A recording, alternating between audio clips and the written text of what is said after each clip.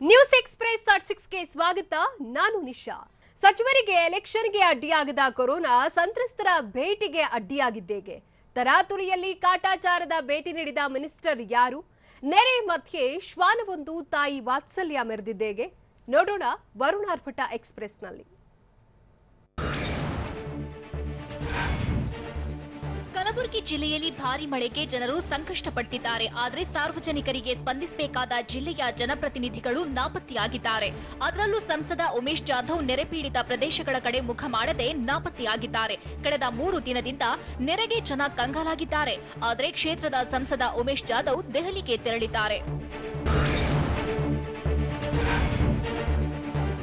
DCM Govinda ಕಾರಜೋಳಗೆ by election ವೇಳೆ ಅಡ್ಡಿಯಾಗದ corona ನೆರೆ ಸಂತ್ರಸ್ತರನ್ನ ಭೇಟಿ ಮಾಡುವುದಕ್ಕೆ ಅಡ್ಡಿಯಾದಂತಿದೆ. ಕಲಬುರಗಿ ಜಿಲ್ಲೆಯಲ್ಲಿ ನೆರೆಯಿಂದ ಜನರು ಸಂಕಷ್ಟಕ್ಕೆ ಈಡಾಗಿದ್ರು. ಉಸ್ತುವಾರಿ ಸಚಿವರು ಜಿಲ್ಲೆಯತ್ತ ಮುಖ ಮಾಡಿಲ್ಲ. ಕೊರೋನಾ ಇದೆ, ವಿಶ್ರಾಂತಿ ಬೇಕು ಎಂದು ಹೇಳಿದ್ದ ಸಚಿವರು ಶಿರಾದಲ್ಲಿ ನಾಮಪತ್ರ ಸಲ್ಲಿಸಿದ ಬಿಜೆಪಿ ಅಭ್ಯರ್ಥಿಗೆ ಸಾಥ್ ನೀಡಿದ್ರು.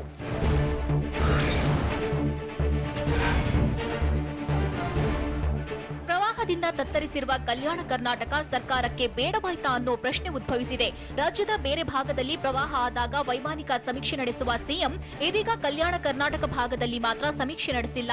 ಹೀಗಾಗಿ ಕಲಬುರಗಿ, ಬೀದರ್, ಯಾದಗಿರಿ, ರಾಯಚೂರು ಜನರ ನೋವನ್ನ ಸರ್ಕಾರ ಕೇಳಿಲ್ಲ ಅಂತ ಜನರು ಆರೋಪಿಸಿದ್ದಾರೆ. ಕಲಬುರಗಿ ಜಿಲ್ಲೆಯಲ್ಲಿ ಕಂದಾಯ ಸಚಿವ ಆರ್ ಅಶೋಕ್ ಕಾಟಾಚಾರಕ್ಕೆ ನೆರೆ ಪರಿಶೀಲನೆ ನಡೆಸಿದ್ದಾರೆ. ನೆರೆ ಪ್ರದೇಶಗಳಿಗೆ ಭೇಟಿ ಕೊಟ್ಟ ಸಚಿವ ಅಶೋಕ್ ಬೇಕಾಬಿಟ್ಟಿ ಪರಿಶೀಲನೆ ಮುಗಿಸಿದ್ದಾರೆ. ಹೆಚ್ಚು ನೆರೆ ಪೀಡಿತ ಕಾಳಗಿ, ಚಿತ್ತಾಪುರ, ಸೇಡಂ, ಚಿಂಚೋಳಿಗೆ ಭೇಟಿ ಕೊಡದೆ ಕೆಲವೊಂದು ಪ್ರದೇಶಕ್ಕೆ ವಿಸಿಟ್ ಹಾಕಿ ನೆರೆ ಪರಿಶೀಲನೆ ಪೂರ್ಣಗೊಳಿಸಿದ್ದಾರೆ.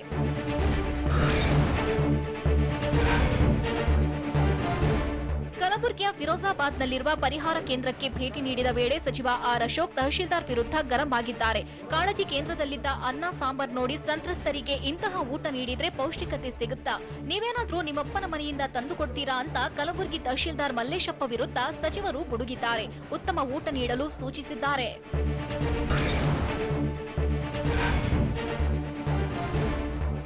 ವಿಜಯಪುರ ಜಿಲ್ಲೆ ಆಲಮೇಲ ತಾಲೂಕಿನ ತಾರಾಪುರ ಗ್ರಾಮದ ಬಳಿ ನಾಯಿ ಮರಿಗಳನ್ನ ರಕ್ಷಿಸಲು ತಾಯಿ ಶ್ವಾನವೊಂದು ಪರದಾಡಿದೆ. ದುಂಡಪ್ಪ ಅನ್ನೋರು ಸಾಕಿದ್ದ ಶ್ವಾನ ಮರಿ ಹಾಕಿದ್ದು ಭೀಮಾ ನದಿ ಪ್ರವಾಹಕ್ಕೆ ಬೆಸ್ತು ಬಿದ್ದಿದೆ.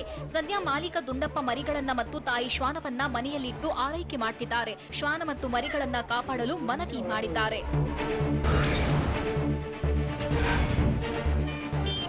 ಕಲಬುರಗಿ ಜಿಲ್ಲೆ ಅಫ್ಜಲ್ಪುರ ತಾಲೂಕಿನ ಬಾದನಹಳ್ಳಿ ಸಮೀಪ ಅಪಾರ ಪ್ರಮಾಣದ ಬೆಳೆ ನೀರು ಪಾಲಾಗಿದೆ. ಅಮರ್ಜಾ ನದಿಯಿಂದ ಏಕಾಏಕಿ ನೀರು ಬಿಟ್ಟಿದ್ರಿಂದ ನೀರು ನುಗ್ಗಿ ಸಾಕಷ್ಟು ಪ್ರದೇಶದಲ್ಲಿದ್ದ ತೊಗರಿ, ಕಬ್ಬು ಬೆಳೆ ನಾಶವಾಗಿದೆ. ಬೆಳೆ ನೀರು ಪಾಲಾಗಿದ್ರಿಂದ ರೈತರು ಕಂಗಾಲಾಗಿದ್ದು ಅಧಿಕಾರಿಗಳಿಗೆ ಹಿಡಿಶಾಪ ಹಾಕ್ತಿದ್ದಾರೆ.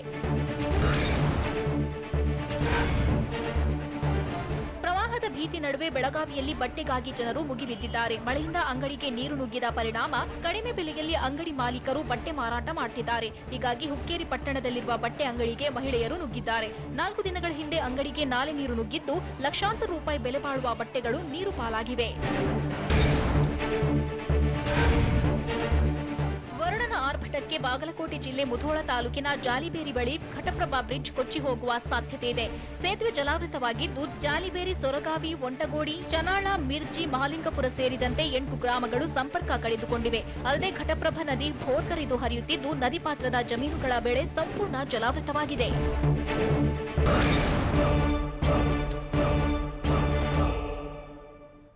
ಗೋಡೆ ಕುಸಿದು ವೃದ್ಧೆ ಸಾವಿಗೀಡಾದರೂ 3 ವರ್ಷದ ಬಾಲಕ ಬಚಾವಾಗಿದ್ದೇಗೆ? ನದಿ ಪಾಲಾಗಬೇಕೆಂದು ಮರವೇರಿದ್ದ ತಾಯಿ ಮಗನನ್ನ ರಕ್ಷಿಸಿದ್ದು ಎಲ್ಲಿ? ಪ್ರವಾಹದಲ್ಲೇ ಈಜಾಡಿಕೊಂಡು ಹೋಗಿ ಪೂಜೆ ಸಲ್ಲಿಸಿದ್ದು ಯಾರು? ನೋಡೋಣ ಸ್ಟೇಟ್ ನ್ಯೂಸ್ ಎಕ್ಸ್‌ಪ್ರೆಸ್‌ನಲ್ಲಿ.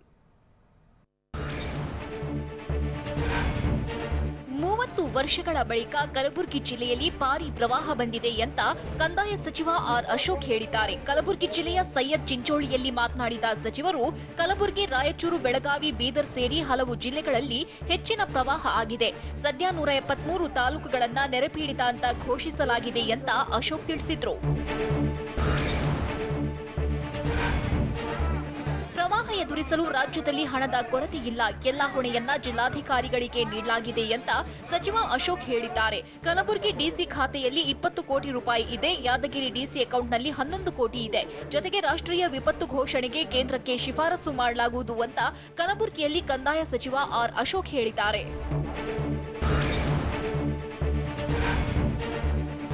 ಕಲಬುರಗಿ ಜಿಲ್ಲೆ ನೆರೆಪೀಡಿತ ಪ್ರದೇಶಗಳನ್ನ ಕಂದಾಯ ಸಚಿವ ಆರ್ ಅಶೋಕ್ ವೀಕ್ಷಿಸಿದ್ದಾರೆ. ಕೋನ ಹಿಪ್ಪರಗ ಸರಡಗಿ ಸೇತುವೆಯನ್ನ ಅಶೋಕ್ ವೀಕ್ಷಿಸಿದ್ರು. ಈ ವೇಳೆ ಗ್ರಾಮಕ್ಕೆ ಗ್ರಾಮ ಲೆಕ್ಕಾಧಿಕಾರಿ ಬರಲ್ಲ ಅಂತ ಸ್ಥಳೀಯರು ಆರೋಪಿಸಿದ್ದು, ಕೂಡಲೇ ಸಚಿವರು ಅಮಾನತುಗೊಳಿಸಿದ್ದಾರೆ. ಸಸ್ಪೆಂಡ್ ಮಾಡುವಂತೆ ಸ್ಥಳದಲ್ಲೇ ಎಸಿಗೆ ಸಚಿವ ಆರ್ ಅಶೋಕ್ ಸೂಚಿಸಿದ್ದಾರೆ. ಕೊಪ್ಪಳ ತಾಲೂಕಿನ ಟನಕನಕಲ್ ಗ್ರಾಮದಲ್ಲಿ ಮನೆ ಕುಸಿದು ವೃದ್ಧೆಯೊಬ್ಬಳು ಮೃತಪಟ್ಟಿದ್ದಾಳೆ. ಅದೃಷ್ಟವಶಾತ್ ವೃದ್ಧೆ ಜೊತೆಗಿದ್ದ 3 ವರ್ಷದ ಬಾಲಕ ಪವಾಡ ಸದೃಶ್ಯ ರೀತಿಯಲ್ಲಿ ಅಪಾಯದಿಂದ ಪಾರಾಗಿದ್ದಾನೆ. ಸತತ ಮಳೆಗೆ ಮನೆ ಮೇಲ್ಛಾವಣಿ ಹಸಿಯಾಗಿ ಗೋಡೆ ಬಿದ್ದಿದ್ದು ವೃದ್ಧೆ ಅಸುನೀಗಿದ್ದಾಳೆ. ಗೋಡೆ ಕುಸಿಯುವ ಮುನ್ನ ಬಾಲಕ ಹೊರಬಂದಿದ್ದು ಬಚಾವಾಗಿದ್ದಾನೆ.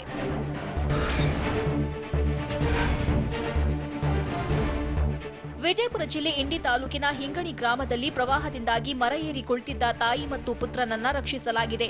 110 ವರ್ಷದ ವೃದ್ಧೆ ನೀಲಮ್ಮ ಹಾಗೂ ಮಗ ನೆರೆ ಬೆಳೆ ಹಾನಿಗೆ ಬೇಸತ್ತು ಮರ ಏರಿದ್ರು. ಬೆಳೆ ನಾಶವಾಗಿರೋದ್ರಿಂದ ನದಿ ಪಾಲಾಗಬೇಕು ಅಂತ ನಿರ್ಧರಿಸಿದ್ವಿ ಅಂತ ಪುತ್ರ ಹೇಳಿದ್ದು, ಮರವೇರಿದ್ದ ಇಬ್ಬರನ್ನು ಅಧಿಕಾರಿಗಳು ಸುರಕ್ಷಿತವಾಗಿ ಪ್ರವಾಹದಿಂದ ಕರೆತಂದಿದ್ದಾರೆ. ರಾಯಚೂರು ತಾಲೂಕಿನ ಡಿ ರಾಂಪುರ್ ಗ್ರಾಮದಲ್ಲಿ ಪ್ರವಾಹ ಹೆಚ್ಚಾಗಿ ನದಿ ನೀರು ಜಮೀನುಗಳಿಗೆ ನುಗ್ಗಿದೆ. ಕೃಷ್ಣಾ ನದಿ ಅಪಾಯದ ಮಟ್ಟ ಮೀರಿ ಹರಿಯುತ್ತಿದ್ದು, ರೈತರು ಬೆಳೆದ ಸಾಕಷ್ಟು ಬೆಳೆ ಜಲಾವೃತವಾಗಿದೆ. ಇನ್ನೇನು ಕಟಾವಿಗೆ ಬಂದಿದ್ದ ಬೆಳೆ ನೀರು ಪಾಲಾಗಿದ್ದು, ರೈತರು ಕಂಗಾಲಾಗಿದ್ದಾರೆ. ಜಲಾವೃತವಾದ ಬೆಳೆ ಮಧ್ಯೆ ನಿಂತು ನೋವು ತೋಡಿಕೊಂಡಿದ್ದಾರೆ.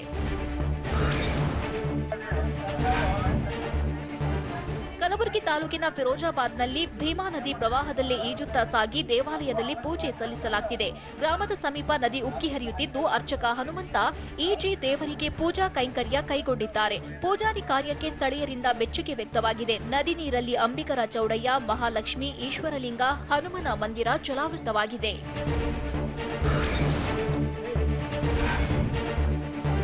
ವಿಜಯಪುರ ಜಿಲ್ಲೆ ಆಲಮೇಲ ತಾಲೂಕಿನ ತಾರಾಪುರ ಗ್ರಾಮದಲ್ಲಿ ಪ್ರವಾಹ ಇಳಿಮುಖವಾಗಲೆಂದು ಮುತ್ತೈದೆಯರು ಪೂಜೆ ಸಲ್ಲಿಸಿದ್ದಾರೆ. ಗ್ರಾಮದ ಸಮೀಪ ಭೀಮಾ ನದಿ ಉಕ್ಕಿ ಹರಿಯುತ್ತಿದ್ದು, ಜನ ಸಂಕಷ್ಟ ಅನುಭವಿಸುವಂತಾಗಿದೆ. ಹೀಗಾಗಿ ಭೀಮೆಗೆ ಗಂಗಾ ಪೂಜೆ ನಡೆಸಿ ಬಾಗಿನ ಅರ್ಪಿಸಿದ್ದಾರೆ. ನೆರೆ ಸಹಜ ಸ್ಥಿತಿಗೆ ಬರಲಿ ಅಂತ ಪ್ರಾರ್ಥಿಸಿದ್ದಾರೆ. ಮಕ್ಕಳು, ಜನ, ಜಾನುವಾರುಗಳಿಗೆ ತೊಂದರೆ ಆಗದಿರಲಿ ಅಂತ ಬೇಡಿಕೊಂಡಿದ್ದಾರೆ.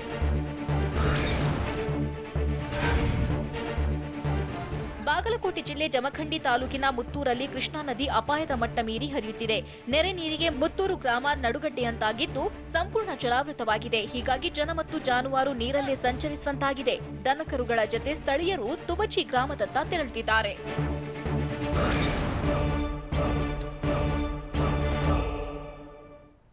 ಶಿರಾದ ಬಿಜೆಪಿ ರೋಡ್ ಶೋನಲ್ಲಿ ಕಾರ್ಯಕರ್ತರಿಗೆ ಹಣ ಕೊಟ್ಟು ಕರೆತರಲಾಗಿದ್ದ ಡಿಕೆಶಿ ಎಚ್ಡಿಕೆ ನಡುವೆ ಶುರುವಾದ ಹೊಸ ಫೈಟ್ ಯಾವುದು? ಸಿದ್ಧಗಂಗಾ ಮಠಕ್ಕೆ ಭೇಟಿ ನೀಡಿದ್ದೇಕೆ ಮುನಿರತ್ನ? ನೋಡೋಣ ಮಿನಿವಾರ್ ಎಕ್ಸ್‌ಪ್ರೆಸ್‌ನಲ್ಲಿ. ಶಿರಾ ಕ್ಷೇತ್ರದ ಬಿಜೆಪಿ ಅಭ್ಯರ್ಥಿ ರಾಜೇಶ್ ಗೌಡ 2ನೇ ಬಾರಿ ನಾಮಪತ್ರ ಸಲ್ಲಿಸಿದ್ದಾರೆ. ಕವಿ ಆಂಜನೇಯ ಸ್ವಾಮಿಗೆ ಪೂಜೆ ಸಲ್ಲಿಸಿ ನಗರದ ಐಬಿ ವೃತ್ತದಿಂದ ಮೆರವಣಿಗೆ ಮೂಲಕ ಆರಂಭಿಸಿದ ರಾಜೇಶ್ ಗೌಡ ಶಿರಾ ಮಿನಿ ವಿಧಾನಸೌಧದಲ್ಲಿ ನಾಮಿನೇಷನ್ ಮಾಡಿದ್ರು. ರಾಜೇಶ್ ಗೌಡಗೆ ಬಿಜೆಪಿ ಉಪಾಧ್ಯಕ್ಷ ವಿಜಯೇಂದ್ರ, ಡಿಸಿಎಂ ಅಶ್ವಥ್ ನಾರಾಯಣ್, ಗೋವಿಂದ ಕಾರಜೋಳ, ಸುರೇಶ್ ಗೌಡ ಸೇರಿದಂತೆ ಹಲವರು ಸಾಥ್ ನೀಡಿದ್ರು. ಉಪಸಮರ ಕಣದಲ್ಲಿ ಕಾಂಚನದ ನರ್ತನ ಶುರುವಾಗಿದೆ. ಶಿರಾ ಬಿಜೆಪಿ ಅಭ್ಯರ್ಥಿ ರಾಜೇಶ್ ಗೌಡ ರೋಡ್ ಶೋ ಮೂಲಕ ಆಗಮಿಸಿ ನಾಮಪತ್ರ ಸಲ್ಲಿಸಿದ್ರು. ರೋಡ್ ಶೋನಲ್ಲಿ ಭಾಗಿಯಾಗಿದ್ದ ಬಿಜೆಪಿ ಕಾರ್ಯಕರ್ತರಿಗೆ ಹಣ, ಮದ್ಯ ಹಂಚಿದ ಆರೋಪ ಕೇಳಿ ಬಂದಿದೆ.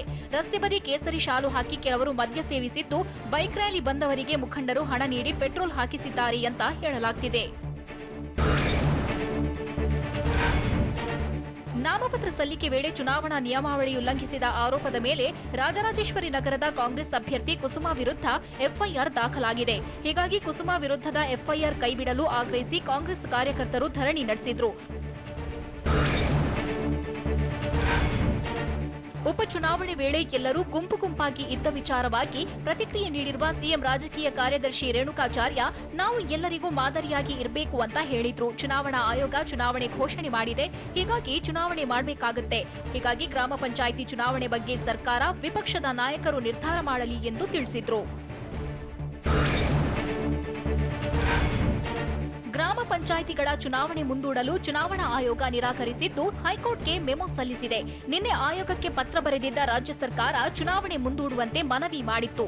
ಆದರೆ ಬಿಬಿಎಂಪಿ ಸೇರಿ ಹಲವು ಚುನಾವಣೆ ನಡೆಸಬೇಕಿದ್ದು, ಗ್ರಾಮ ಪಂಚಾಯಿತಿಗಳ ಚುನಾವಣೆ ಮುಂದೂಡಿದ್ರೆ ಸಮಸ್ಯೆಯಾಗಲಿದೆ ಅಂತ ಆಯೋಗದ ಪರ ಹಿರಿಯ ವಕೀಲ ಕೆಎನ್ ಫಣೀಂದ್ರ ಮನವಿ ಮಾಡಿದ್ರು.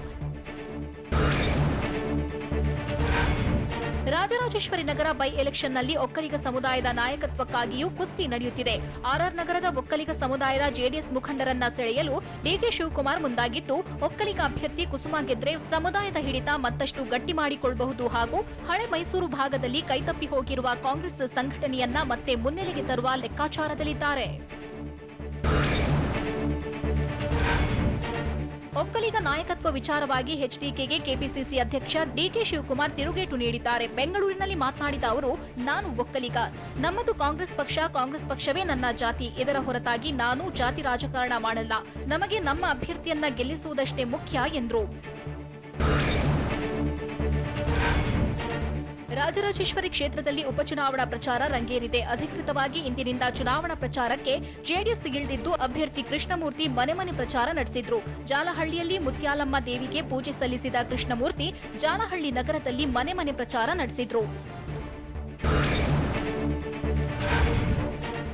ರಾಜರಾಜೇಶ್ವರಿ ನಗರದ ಕಾಂಗ್ರೆಸ್ ಅಭ್ಯರ್ಥಿ ಮುನಿರತ್ನ ತುಮಕೂರಿನ ಸಿದ್ದಗಂಗಾ ಮಠಕ್ಕೆ ಭೇಟಿ ನೀಡಿದ್ರು. ಶಿವಕುಮಾರ ಶ್ರೀಗಳ ಗದ್ದುಗೆ ದರ್ಶನ ಪಡೆದ ಮುನಿರತ್ನ ಬಳಿಕ ಸಿದ್ದಗಂಗಾ ಮಠಾಧ್ಯಕ್ಷ ಸಿದ್ದಲಿಂಗ ಸ್ವಾಮೀಜಿಗಳ ಆಶೀರ್ವಾದ ಪಡೆದ್ರು.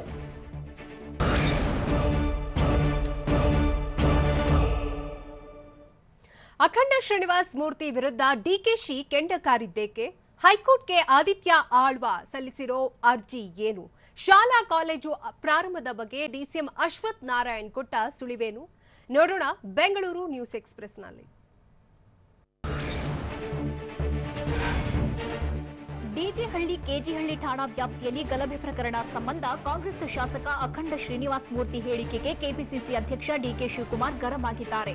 ಮಾಜಿ ಮೇಯರ್ ಸಂಪತ್ ರಾಜ್ರನ್ನ ಉಚ್ಚಾಟಿಸಬೇಕು ಎಂದು ಅಖಂಡ ಹೇಳಿದ್ರು. ಇದಕ್ಕೆ ಪ್ರತಿಕ್ರಿಯಿಸಿರುವ ಡಿಕೆಶಿ, ಬಿಜೆಪಿಯವರ ಎದುರು ಮಾತನಾಡುವುದಲ್ಲ, ಅವರಿಗೆ ನೋವಿದ್ರೆ ನನ್ನ ಬಳಿ ಬಂದು ಮಾತನಾಡಲಿ ಎಂದಿದ್ದಾರೆ. ಸ್ಯಾಂಡಲ್ವುಡ್ ಡ್ರಗ್ ನಂಟು ಆರೋಪ ಪ್ರಕರಣದ ಆರೋಪಿ ಆದಿತ್ಯ ಆಳ್ವ ಹೈಕೋರ್ಟ್ಗೆ ಅರ್ಜಿ ಸಲ್ಲಿಸಿದ್ದಾನೆ. ಪೊಲೀಸರಿಗೂ ಸಿಗದೆ ತಲೆಮರೆಸಿಕೊಂಡಿರುವ ಆದಿತ್ಯ ಆಳ್ವ ಪ್ರಕರಣ ರದ್ದು ಕೋರಿ ಹಾಗೂ ಎಫ್ಐಆರ್ಗೆ ತಡೆ ನೀಡುವಂತೆ ಅರ್ಜಿ ಸಲ್ಲಿಸಿದ್ದಾನೆ. ಆದರೆ ಆದಿತ್ಯ ಆಳ್ವ ಅರ್ಜಿಗೆ ಸಿಸಿಬಿ ಪೊಲೀಸರು ಆಕ್ಷೇಪಣೆ ಸಲ್ಲಿಸಿದ್ದಾರೆ. ಸ್ಯಾಂಡಲ್ವುಡ್ ಡ್ರಗ್ ಕೇಸ್ನ ತನಿಖೆ ತೀವ್ರಗೊಳಿಸಿರುವ ಸಿಸಿಬಿ ಪೊಲೀಸರು ನಟ ವಿವೇಕ್ ಒಬೆರಾಯ್ ಪತ್ನಿ ಪ್ರಿಯಾಂಕಾಗೆ ವಾಟ್ಸ್ಆಪ್ ಮೂಲಕ ನೋಟಿಸ್ ನೀಡುವ ಸಾಧ್ಯತೆ ಇದೆ. ಇಂದು ಪ್ರಿಯಾಂಕಾ ಆಳ್ವ ಒಬೆರಾಯ್ ವಿಚಾರಣೆಗೆ ಹಾಜರಾಗಬೇಕಿತ್ತು. ಆದರೆ ವಿಚಾರಣೆಗೆ ಗೈರಾದ ಹಿನ್ನೆಲೆ ಮತ್ತೊಮ್ಮೆ ನೋಟಿಸ್ ನೀಡಲು ತೀರ್ಮಾನಿಸಿದ್ದಾರೆ. ಪ್ರವಾಹ ಪೀಡಿತ ಜಿಲ್ಲೆಗಳ ಜಿಲ್ಲಾಧಿಕಾರಿಗಳ ಜತೆ ಸಭೆ ನಡೆಸಿದ ಸಿಎಂ ಯಡಿಯೂರಪ್ಪ 85.49 ಕೋಟಿ ರೂಪಾಯಿ ಬಿಡುಗಡೆ ಮಾಡಿದ್ದಾರೆ. ಪ್ರವಾಹ ಪರಿಸ್ಥಿತಿ ಎದುರಿಸಲು ಸನ್ನದ್ಧರಾಗಲು ಸಿಎಂ ಸೂಚನೆ ನೀಡಿದ್ದು, ಪ್ರವಾಹಕ್ಕೆ ತುತ್ತಾಗುವ ಗ್ರಾಮಗಳನ್ನು ಕೂಡಲೇ ಸ್ಥಳಾಂತರಿಸಿ ಕೋವಿಡ್ ಹಿನ್ನೆಲೆ ಎಚ್ಚರಿಕೆಯಿಂದ ಕೆಲಸ ಮಾಡಲು ತಿಳಿಸಿದ್ದಾರೆ. ಹಂತ ಹಂತವಾಗಿ ಶಾಲಾ ಕಾಲೇಜು ಆರಂಭ ಮಾಡೋದ್ರ ಬಗ್ಗೆ ಡಿಸಿಎಂ ಅಶ್ವಥ್ ನಾರಾಯಣ್ ಸುಳಿವು ನೀಡಿದ್ದಾರೆ. ಕೇಂದ್ರದ ಅನುಮತಿ ಬೆನ್ನಲ್ಲೇ ಯುಜಿಸಿ ಕೂಡ ನವೆಂಬರ್ನಲ್ಲಿ ಕಾಲೇಜುಗಳನ್ನು ಆರಂಭಿಸುವಂತೆ ಸೂಚನೆ ನೀಡಿದೆ. ಹೀಗಾಗಿ ಮೊದಲ ಹಂತದಲ್ಲಿ ಪದವಿ ಕಾಲೇಜುಗಳು, 2ನೇ ಹಂತದಲ್ಲಿ 8 ರಿಂದ 12ನೇ ತರಗತಿ, 3ನೇ ಹಂತದಲ್ಲಿ 1 ರಿಂದ 7ನೇ ತರಗತಿವರೆಗೆ ತೆರೆಯುವ ಸುಳಿವು ನೀಡಿದ್ದಾರೆ. ಉಪಚುನಾವಣಾ ಮತದಾನಕ್ಕೆ ಕೆಲವೇ ದಿನ ಬಾಕಿ ಇರುವ ಬೆನ್ನಲ್ಲೇ ಕೆಪಿಸಿಸಿ ಅಧ್ಯಕ್ಷ ಡಿಕೆ ಶಿವಕುಮಾರ್ ನಟ ನೆನಪಿರಲಿ ಪ್ರೇಮ್ರನ್ನ ಭೇಟಿಯಾಗಿದ್ದಾರೆ. ಬೆಂಗಳೂರಿನ ನಾಗರಬಾವಿಯಲ್ಲಿರುವ ಪ್ರೇಮ್ ನಿವಾಸಕ್ಕೆ ಭೇಟಿ ನೀಡಿದ ಡಿಕೆಶಿ ಕೆಲಕಾಲ ಸಮಾಲೋಚನೆ ನಡೆಸಿದ್ರು. ಚುನಾವಣೆ ಬೆನ್ನಲ್ಲೇ ಡಿಕೆಶಿ ಪ್ರೇಮ್ ಭೇಟಿ ಕುತೂಹಲ ಮೂಡಿಸಿದೆ. ಪದವಿ ಪೂರ್ವ ಉಪನ್ಯಾಸಕರ ಧರಣಿ ವಿಚಾರವಾಗಿ ಸಿಎಂ ಯಡಿಯೂರಪ್ಪ ಹಾಗೂ ಶಿಕ್ಷಣ ಸಚಿವರಿಗೆ ಕೆಪಿಸಿಸಿ ಅಧ್ಯಕ್ಷ ಡಿಕೆ ಶಿವಕುಮಾರ್ ಪತ್ರ ಬರೆದಿದ್ದಾರೆ. ಉಪನ್ಯಾಸಕರ ಧರಣಿ ಬೇಡಿಕೆ ನ್ಯಾಯೋಚಿತವಾಗಿದೆ, ಕೂಡಲೇ ಅವರಿಗೆ ನೇಮಕಾತಿ ಪತ್ರ ನೀಡಿ ಎಂದು ಡಿಕೆಶಿ ಆಗ್ರಹಿಸಿದ್ದಾರೆ. ಎಸ್ಎಸ್ಎಲ್ಸಿ ಪೂರಕ ಪರೀಕ್ಷೆಯ ಫಲಿತಾಂಶ ಪ್ರಕಟವಾಗಿದ್ದು, 51.28% ವಿದ್ಯಾರ್ಥಿಗಳು ಉತ್ತೀರ್ಣರಾಗಿದ್ದಾರೆ. ಕಳೆದ ವರ್ಷ ಪೂರಕ ಪರೀಕ್ಷೆಯಲ್ಲಿ 42.47% ಫಲಿತಾಂಶ ಬಂದಿತ್ತು. ಆದರೆ ಕಳೆದ ಬಾರಿಗಿಂತ ಈ ಬಾರಿ 8.81% ಫಲಿತಾಂಶ ಹೆಚ್ಚಳವಾಗಿದೆ. ಪ್ರಾಥಮಿಕ ಪ್ರೌಢಶಿಕ್ಷಣ ಸಚಿವ ಸುರೇಶ್ ಕುಮಾರ್ ಈ ಬಗ್ಗೆ ಮಾಹಿತಿ ನೀಡಿದ್ದಾರೆ. ಕೊರೋನಾ ವೈರಸ್ಗೆ ವಾರಿಯರ್ಸ್ ಆಗಿ ಸೇವೆ ಮಾಡ್ತಿರುವ ಪೊಲೀಸರು ತುತ್ತಾಗ್ತಿದ್ದಾರೆ. ಹೀಗಾಗಿ ಕೆಎಸ್ಆರ್ಪಿ ಪೊಲೀಸರಿಗೆ ಎಡಿಜಿಪಿ ಆಲೋಕ್ ಕುಮಾರ್ ಹೊಸ ಟಾಸ್ಕ್ ನೀಡಿದ್ದಾರೆ. ಪ್ರತಿದಿನ ಕಡ್ಡಾಯವಾಗಿ 5 ಕಿಲೋಮೀಟರ್ ಓಡುವಂತೆ ಆಲೋಕ್ ಕುಮಾರ್ ಸೂಚನೆ ನೀಡಿದ್ದಾರೆ.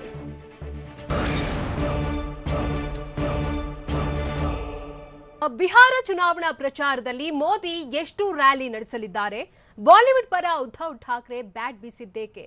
ಚೀನಾಗೆ ಮತ್ತೆ ಶಾಕ್ ಕೊಟ್ಟಿದ್ದೇಗೆ? ನೋಡೋಣ national news ಎಕ್ಸ್‌ಪ್ರೆಸ್‌ನಲ್ಲಿ.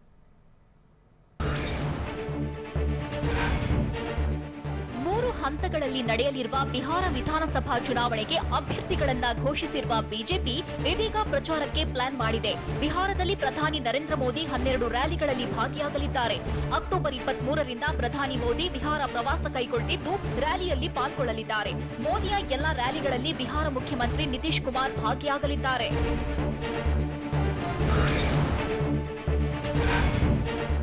Uttar Pradesh film city ನಿರ್ಮಿಸಿ ನಿರ್ದೇಶಕರನ್ನ ಸೆಳೆಯಲು ಯತ್ನಿಸುತ್ತಿದೆ. ಹೀಗಾಗಿ ಪ್ರತಿಕ್ರಿಯೆ ನೀಡಿರುವ ಮಹಾರಾಷ್ಟ್ರ ಸಿಎಂ ಉದ್ಧವ್ ಠಾಕ್ರೆ ಬಾಲಿವುಡ್ ಹೆಸರು ಹಾಳು ಮಾಡುವ ಯತ್ನ ನಡೆಯುತ್ತಿದೆ ಅಂತ ಆರೋಪಿಸಿದ್ದಾರೆ. ಅಲ್ಲದೆ ಇದು ಬಹಳ ದುಃಖದ ವಿಷಯ ಎಂದಿರುವ ಉದ್ಧವ್ ಠಾಕ್ರೆ ಮುಂಬೈ ದೇಶದ ವಾಣಿಜ್ಯ ಮತ್ತು ಮನೋರಂಜನಾ ರಾಜಧಾನಿ ಎಂದಿದ್ದಾರೆ.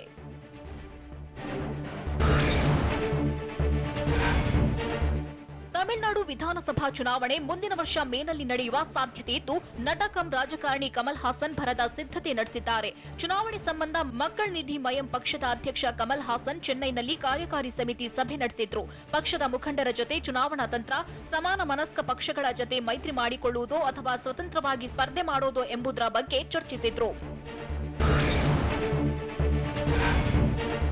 ಚೀನಾ ಭಾರತದ ಗಡಿ ಉದ್ವಿಗ್ನತೆಯನ್ನು ಬಗೆಹರಿಸಲು ಉಭಯ ದೇಶಗಳು ಮಾತುಕತೆ ನಡೆಸುತ್ತಿವೆ. ಅದು ನಮ್ಮ ಮತ್ತು ಚೀನಾದ ನಡುವಿನ ಗೌಪ್ಯತೆಯ ವಿಷಯ ಎಂದು ವಿದೇಶಾಂಗ ಸಚಿವ ಎಸ್ ಜೈಶಂಕರ್ ತಿಳಿಸಿದ್ದಾರೆ. ಏನು ನಡೆಯುತ್ತಿದೆ ಎಂಬುದು ನಮ್ಮ ಮತ್ತು ಚೀನಿಯರ ನಡುವಿನ ಗೌಪ್ಯವಾದ ಸಂಗತಿಯಾಗಿದೆ. ಇದನ್ನು ಪೂರ್ವಗ್ರಹ ಪೀಡಿತಗೊಳಿಸಲು ನಾನು ಬಯಸುವುದಿಲ್ಲ ಎಂದಿದ್ದಾರೆ.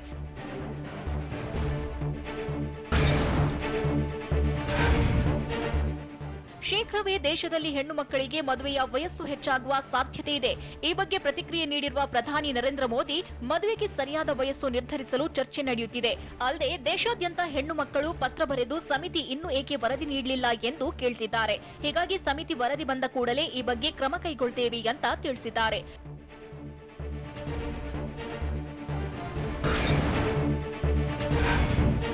ಕೊರೋನಾ ಲಸಿಕೆ ಅಭಿವೃದ್ಧಿಯಲ್ಲಿ ಚೀನಾ ಯಶಸ್ವಿಯಾಗಿದ್ದು 2 ಹಂತಗಳಲ್ಲಿ ಮನುಷ್ಯರ ಮೇಲೆ ಪ್ರಯೋಗ ಸಕ್ಸಸ್ ಆಗಿದೆ. ಅಲ್ಲದೆ ವಿಶ್ವದ ಮೊದಲ 10 ಲಸಿಕೆಗಳಲ್ಲಿ ಒಂದಾಗಿರುವ ಬಿಬಿಐಬಿಪಿ ಕೊರ್ವಿ ಕಂಪನಿಯ ಕೊರೋನಾ ಲಸಿಕೆಯ 3ನೇ ಹಂತದ ಪ್ರಯೋಗವು ನಡೆಯುತ್ತಿದ್ದು, ರೋಗ ನಿರೋಧಕ ಹೆಚ್ಚಿಸುವ ಪೂರಕ ಅಂಶಗಳು ಪತ್ತೆಯಾಗಿವೆ. ಆದರೆ ಚೀನಾ ಲಸಿಕೆ ಮೇಲೆ ಅಮೆರಿಕಕ್ಕೆ ಅನುಮಾನ ಕಾಡ್ತಿದ್ದು, ಕ್ಯಾಲಿಫೋರ್ನಿಯಾದ ಬಯೋಟೆಕ್ ಸಂಸ್ಥೆ ವ್ಯಾಕ್ಸಾಟ್ನಿಂದ ತನಿಖೆಗೆ ಸೂಚನೆ ನೀಡಿದೆ. ಚೀನಾದ ಉತ್ತರ ಭಾಗದಲ್ಲಿರುವ ಚಿಂಗ್ಡೌನ್ ನಗರದಲ್ಲಿ ಮತ್ತೆ ಕೊರೋನಾ ಸೋಂಕು ವ್ಯಾಪಿಸಲು ಆರಂಭಿಸಿದೆ. 12 ಹೊಸ ಕೊರೋನಾ ಪ್ರಕರಣಗಳು ಪತ್ತೆಯಾದ ಹಿನ್ನೆಲೆ ನಗರದ ಎಲ್ಲಾ 90 ಲಕ್ಷ ಜನರ ಕೋವಿಡ್ ಪರೀಕ್ಷೆಗೆ ಅಧಿಕಾರಿಗಳು ಆದೇಶಿಸಿದ್ದಾರೆ. ಚೀನಾದಲ್ಲಿ 2 ತಿಂಗಳ ಬಳಿಕ ಮೊದಲ ಬಾರಿಗೆ ಸ್ಥಳೀಯವಾಗಿ ಕೊರೋನಾ ಪ್ರಕರಣಗಳು ದಾಖಲಾಗಿದ್ದು, ಚಿಂಗ್ಡೌನ್ ನಗರದ ವೈದ್ಯಾಧಿಕಾರಿಗಳನ್ನ ಅಮಾನತುಗೊಳಿಸಲಾಗಿದೆ.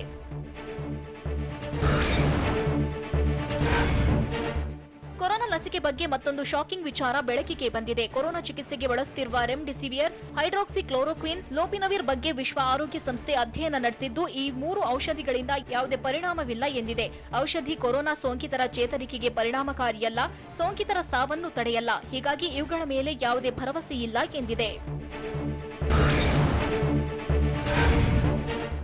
ಬರೋಬ್ಬರಿ 7 ತಿಂಗಳ ನಂತರ ಶಬರಿಮಲೆ ಅಯ್ಯಪ್ಪ ಭಕ್ತರಿಗೆ ದರ್ಶನ ನೀಡುತ್ತಿದ್ದಾನೆ. ನಾಳೆಯಿಂದ ಅಕ್ಟೋಬರ್ 21ರವರೆಗೆ 5 ದಿನಗಳ ಕಾಲ ದೇವಸ್ಥಾನದಲ್ಲಿ ವಿಶೇಷ ಪೂಜೆ ನಡೆಯಲಿದ್ದು, ದಿನಕ್ಕೆ 250 ಭಕ್ತರಿಗೆ ಅವಕಾಶ ನೀಡಲಾಗಿದೆ ಎಂದು ತ್ರವಂಕೂರ್ ದೇವಸ್ವಂ ಬೋರ್ಡ್ ತಿಳಿಸಿದೆ. ಈಗಾಗಲೇ ವರ್ಚುವಲ್ ಕ್ಯೂ ಪೋರ್ಟಲ್ನಲ್ಲಿ ಹೆಸರು ನೋಂದಾಯಿಸಿಕೊಂಡವರಿಗೆ ಪಂಬಾ ಬೇಸ್ ಕ್ಯಾಂಪ್ನಿಂದ ಶಬರಿಮಲೆ ಬೆಟ್ಟ ಹತ್ತಲು ಅವಕಾಶ ನೀಡಲಾಗಿದೆ.